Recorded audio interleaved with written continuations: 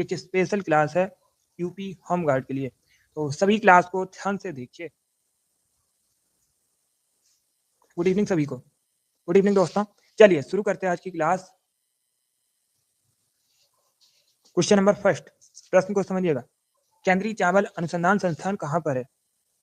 चार ऑप्शन दिए गए हैं, पूछा गया है निम्न में से कहाँ पर है केंद्रीय चावल अनुसंधान संस्थान।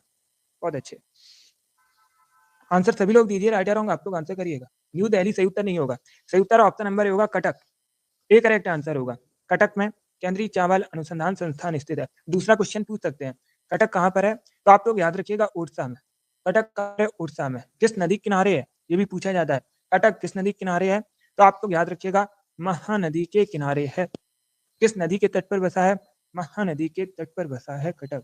कटक में केंद्रीय चावल अनुसंधान संस्थान है। कटक उड़ीसा का शहर है, उड़ीसा भारत का राज्य है। राजधानी आपसे पूछ सकते हैं तो आप लोग याद रखिएगा भुवनेश्वर, उड़ीसा की राजधानी है। चलिए आगे बढ़ते हैं, बहुत अच्छे। क्वेश्चन नंबर 2 वर्ल्ड ज्योग्राफी संबंधित क्वेश्चन है। तोरा बोरा की पहाड़ियां कहाँ पर है? अब देखिए चार ऑप्शन दिए गए हैं, पूछा गया निम्न में से कहाँ पर है तोरा बोरा की पहाड़ियां। Good evening. जिसने अभी लाइव सेशन को लाइक नहीं किया है लाइक कीजिए, शेयर कीजिएगा। चैनल पर नए हैं चैनल को सब्सक्राइब कीजिए, बेल आइकन को प्रेस कीजिएगा ताकि सभी नोटिफिकेशन आप तक पहुंच सके। सही उत्तर ऑप्शन नंबर भी होगा अफगानिस्तान करेक्ट आंसर होगा। तोरा बोरा की पहाड़ियां किस देश में है, कहाँ पर है? अफगानिस्तान में, तो बी करेक्ट आंसर होगा। अफगानिस्तान एशिया महाद्वीप के अंतर्गत आता है। इंपॉर्टेंट क्वेश्चन है, पूछ सकते हैं किस महाद्वीप के अंतर्गत आता है, तो आप लोग याद रखिएगा एशिया महाद्वीप के अंतर्गत आता है। राजधानी भी पूछ सकते हैं, अफगानिस्तान की राजधानी क्या है, तो आप लोग याद रखिएगा काबुल, अफगानिस्तान की राजधानी है। राजधानी पूछी जाती है क्या है? काबुल, अफगानिस्तान की राजधानी है। और भारत सबसे कम बॉर्डर शेयर करता है अफगानिस्तान के साथ, ये पूछा जाता है कि भारत देश के साथ सबसे कम बॉर्डर शेयर करता है, तो आप लोग याद रखिएगा अफगानिस्तान के साथ। एक क्वेश्चन और पूछते हैं कि अफगानिस्तान की संसद को क्या कहते हैं, तो आप लोग याद रखिएगा शूरा। इंपॉर्टेंट है, पूछा जाता है अफगानिस्तान की संसद को क्या कहा जाता है, सभी याद रखिएगा शूरा कहते हैं। तोरा बोरा की पहाड़ियां कहाँ पर है? अफगानिस्तान में। बहुत अच्छे, चलिए आगे बढ़ते हैं। इसका आंसर करिए क्वेश्चन नंबर 3 के लिए। सांस से संबंधित क्वेश्चन है। अमोनिया का आपको बताना है पीएच मान कितना होता है, अमोनिया घोल का पीएच मान कितना होता है, तो सर इसका आंसर करिए क्वेश्चन नंबर 3 के लिए। Very good. अब देखिए क्वेश्चन और पूछ सकते हैं, आपसे पूछ सकते हैं, सभी ध्यान से सुनिएगा। अमोनिया का केमिकल फॉर्मूला पूछा जाता है, रासायनिक सूत्र क्या होता है, केमिकल फॉर्मूला क्या होता है, तो आप लोग याद रखिएगा NH3। अमोनिया का केमिकल फॉर्मूला पूछ लें, सभी याद रखिएगा NH3 होता है। अभी प्रश्न में क्या पूछा गया है, प्रश्न में पूछा गया है अमोनिया घोल का पीएच मान कितना होता है, पीएच वैल्यू कितनी होती है, तो सही उत्तर ऑप्शन नंबर होगा 11 होती है, ए करेक्ट आंसर होगा। अमोनिया घोल का पीएच मान होता है 11, तो option number A correct answer होगा। शुद्ध पानी का जल का पीएच मान पूछा जाता है, शुद्ध जल का पीएच मान कितना होता है, तो आप लोग याद रखिएगा 7 होता है। शुद्ध जल का पीएच मान पूछ लें कितना होता है, 7 होता है। उदासीन 7 से कम होता है, देखिएगा 7 से कम होता है अम्ली, 7 से अधिक होता है क्षारी, ये भी आप लोग याद रखिएगा, पूछ लेते हैं। 7 उदासीन है। शुद्ध जल का पीएच मान परीक्षा में पूछा जाता है, तो आप लोग याद रखिएगा 7 होता है। बाकी अमोनिया घोल का पीएच मान 11 होता है। अमोनिया का केमिकल फॉर्मूला अगर पूछें तो आप लोग याद रखिएगा NH3 होता है। तो एक्स्ट्रा फैक्ट आपको बताए जाते हैं, उनको ध्यान से सुनिएगा, परीक्षा में उनसे क्वेश्चन पूछे जा सकते हैं। अब इसका आंसर करिएगा क्वेश्चन नंबर 4 का।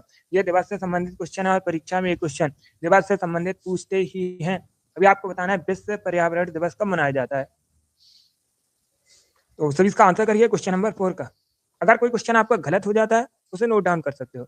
विश्व पर्यावरण दिवस कब मनाते हैं, सही उत्तर ऑप्शन नंबर भी होगा 5 जून को। प्रतिवर्ष 5 जून को आप लोग याद रखिएगा विश्व पर्यावरण दिवस मनाते हैं, तो बी करेक्ट आंसर होगा। इस बार आप सभी ने करेक्ट आंसर दिया, वेरी गुड।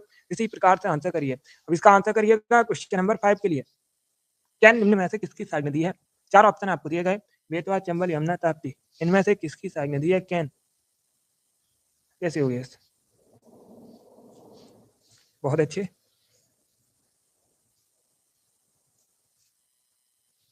देखिए क्वेश्चन को समझिए, उसके बाद ही आंसर करिए, जल्दबाजी में आपको आंसर नहीं देना है।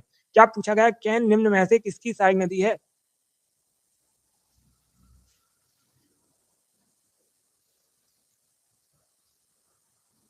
ए करेक्ट आंसर नहीं होगा। बेतवा भी यमुना की सहायक नदी है और कैन भी यमुना की सहायक नदी है, तो सी करेक्ट आंसर होगा। ए करेक्ट आंसर कैसे होगा? देखिएगा, आप लोग याद रखिएगा, यमुना किसकी सहायक नदी है? पूछ सकते हैं आप लोग, याद रखिए, यमुना गंगा की सबसे बड़ी सहायक नदी है। यमुना किसकी सहायक नदी है? गंगा की सबसे बड़ी सहायक नदी है। गंगा के आप लोग याद रखिएगा, बेतवा, कैन, चंबल, ये सभी यमुना की सहायक नदियां हैं। प्रश्न में क्या पूछा गया था? कैन निम्न में से किसकी सहायक नदी है? तो यमुना करेक्ट आंसर होगा, सी करेक्ट आंसर होगा। बेतवा भी यमुना की सहायक नदी है, ए करेक्ट आंसर नहीं होगा। यस, आप लोग इसे याद रखिएगा, सी करेक्ट आंसर होगा यमुना। चलिए आगे बढ़ते हैं, इसका आंसर करिए क्वेश्चन नंबर 6 के लिए। इतिहास से संबंधित क्वेश्चन है, बताइए राइट आंसर क्या होगा। प्रश्न को समझिए, दक्षिण भारत को विजय करने वाला मध्यकालीन शासक कौन था? आपको बताना है, दक्षिण भारत को विजय करने वाला मध्यकालीन शासक कौन था? अलाउद्दीन खिलजी, शेरशाह सूरी, शाहजहां या फिर अकबर? इस प्रकार से ऑप्शन हैं। तो सभी इसका आंसर करिए क्वेश्चन नंबर 6 के लिए। Manisha, good evening. पहले ऑप्शन पढ़िए, उसके बाद ही आंसर करिएगा। अलाउद्दीन खिलजी करेक्ट आंसर होगा, ऑप्शन नंबर ए सही उत्तर है। दक्षिण भारत को विजय करने वाला पहला मध्यकालीन शासक पूछ लें, अलाउद्दीन खिलजी करेक्ट आंसर होगा। बहुत अच्छे, इसका आंसर करिए क्वेश्चन नंबर 7 के लिए। क्वेश्चन नंबर 7, झरिया किसके उत्पादन के लिए प्रसिद्ध है? तो 4 ऑप्शन दिए गए, निम्न में से किसके उत्पादन के लिए प्रसिद्ध है झरिया? अब दूसरा क्वेश्चन आपसे पूछ सकते हैं, झरिया कहाँ पर है? तो आप लोग याद रखिएगा, झारखंड में। झरिया कहाँ पर है पूछा जाता है? झारखंड में। किसके उत्पादन के लिए प्रसिद्ध है?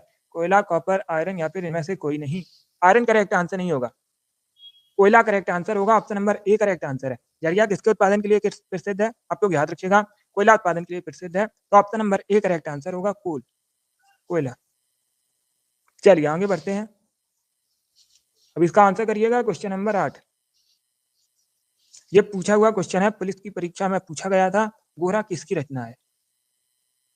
तो सभी इसका आंसर करिएगा क्वेश्चन नंबर 8 के लिए। गोरा के लेखक कौन है? गोरा के रचनाकार कौन है? इस प्रकार से क्वेश्चन है। बहुत अच्छे, तो सही उत्तर ऑप्शन नंबर डी होगा, रविन्द्रनाथ टैगोर करेक्ट आंसर होगा। आप लोग याद रखिएगा, रविन्द्रनाथ टैगोर की रचना है गोरा, तो डी करेक्ट आंसर होगा। ये पहले भारतीय व्यक्ति हैं जिनको नोबेल प्राइज मिला था। किस क्षेत्र में नोबेल प्राइज मिला था? आप लोग याद रखिएगा, साहित्य के क्षेत्र में नोबेल प्राइज मिला था रविन्द्रनाथ टैगोर को गीतांजलि के लिए। कब मिला था? तो आप लोग याद रखिएगा 1913 में, 1913 में नोबेल प्राइज मिला था। चलिए आगे बढ़ते हैं, इसका आंसर करिएगा क्वेश्चन नंबर 9 का। मकर संक्रांति के त्योहार को भारत के किस हिस्से में उत्तरायण के रूप में जानते हैं? तो 4 ऑप्शन आपको दिए गए हैं, बताइए सही उत्तर क्या होगा। पहले ऑप्शन पढ़िए, उसके बाद ही आंसर करिएगा। सही उत्तर ऑप्शन नंबर ए होगा, गुजरात करेक्ट आंसर होगा। गुजरात में मकर संक्रांति के त्योहार को उत्तरायण के रूप में जाना जाता है। Good evening Veer, A correct answer होगा, गुजरात सही उत्तर है। बहुत अच्छे, इस बार आप सभी ने करेक्ट आंसर दिया, वेरी गुड। इसी प्रकार से आंसर करिए। अब इसका आंसर करिए क्वेश्चन नंबर 10 के लिए। आपको बताना है, फीफा निम्न में से किससे संबंधित है? फीफा किससे संबंधित है? क्रिकेट से, फुटबॉल से, हॉकी से या फिर बैडमिंटन से? ये ऑप्शन है। बी करेक्ट आंसर होगा, फुटबॉल करेक्ट आंसर है। फीफा फुटबॉल से संबंधित है, फुटबॉल सही उत्तर होगा।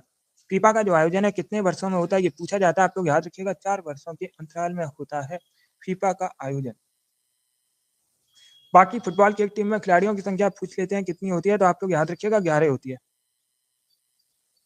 फुटबॉल की एक टीम में खिलाड़ियों की संख्या कितनी होती है? 11 होती है।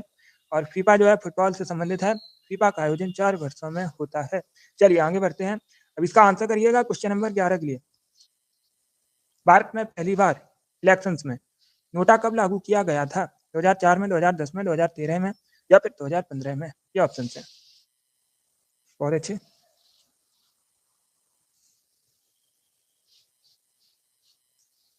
ए करेक्ट आंसर नहीं होगा, सही उत्तर ऑप्शन नंबर सी होगा, 2013 करेक्ट आंसर होगा, सी करेक्ट आंसर होगा। 2013 में भारत में पहली बार इलेक्शंस में नोटा लागू हुआ था, उक्त में से कोई नहीं, तो सी करेक्ट आंसर होगा, 2013 करेक्ट आंसर होगा। अब इसका आंसर करिए क्वेश्चन नंबर 12 के लिए। क्वेश्चन को समझिए, किस वेद में संगीत का वर्णन मिलता है? तो 4 ऑप्शन दिए गए हैं, इसमें आपको बताना है किस वेद में संगीत का वर्णन मिलता है। अथर्ववेद में, ऋग्वेद में, सामवेद में या फिर यजुर्वेद में? ये ऑप्शन है। Very good, C correct answer होगा, सामवेद में। सामवेद में संगीत का वर्णन मिलता है, सामवेद सही उत्तर होगा। बहुत अच्छे, इसका आंसर करिएगा क्वेश्चन नंबर 13 के लिए। शाहनामा किसकी कृति है? शाहनामा के लेखक कौन है? शाहनामा के लेखक कौन है? फिरदौसी करेक्ट आंसर होगा, फिरदौसी की कृति है शाहनामा, ये करेक्ट आंसर होगा। इसका आंसर करिए क्वेश्चन नंबर 14 का। झीलों के अध्ययन को क्या कहा जाता है? झीलों के अध्ययन को क्या कहते हैं? Very good.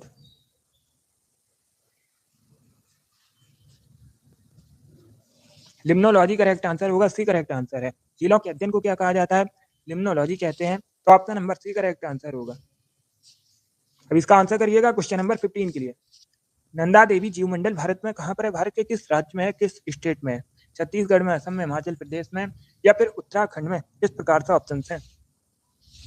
Uttarakhand correct answer होगा। नंदा देवी जीव मंडल कहाँ पर है? उत्तराखंड में है। नंदा देवी चोटी भी पूछी जाती है, भारत में कहाँ पर है? तो आप लोग याद रखिएगा, ये भी उत्तराखंड में है। डी करेक्ट आंसर होगा। चलिए ठीक, साथ मैं आपको मिलूंगा अगली क्लास में। Thank you guys, thank you for watching.